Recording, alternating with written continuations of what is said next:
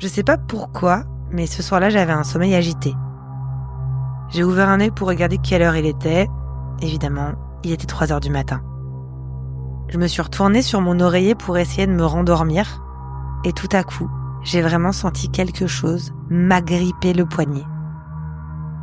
Et ensuite, j'ai entendu un cri strident à l'intérieur de mon oreille qui m'a glacé le sang. C'était comme un cri très fort, mais très bas en même temps, dans ma tête. Là, j'étais pétrifiée. Je pouvais plus bouger, crier, rien du tout. Mon cœur, il battait à 1000 à l'heure. Et je me suis dit, il faut que j'allume la lumière. Et j'ai attendu hyper longtemps avant d'oser sortir mon bras pour attraper l'interrupteur et allumer la lumière de ma lampe de chevet. Et quand j'ai eu le courage de le faire, il y avait personne dans la chambre. Une fois de plus, j'en ai parlé à personne. J'étais incapable de me dire que c'était pas dans ma tête. Et à chaque fois, je me disais que si j'en parle, j'allais passer pour une folle. Et puis quelques jours plus tard, j'ai fait ma première paralysie du sommeil. C'était toujours en pleine nuit, j'avais du mal à dormir, un peu comme la dernière fois.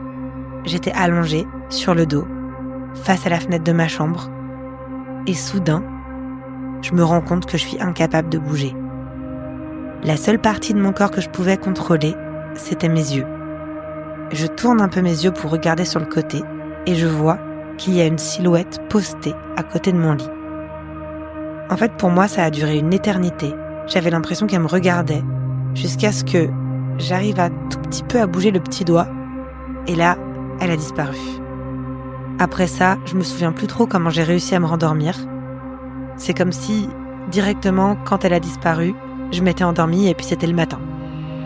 Pourtant, je sais que c'était pas un rêve. J'en suis certaine.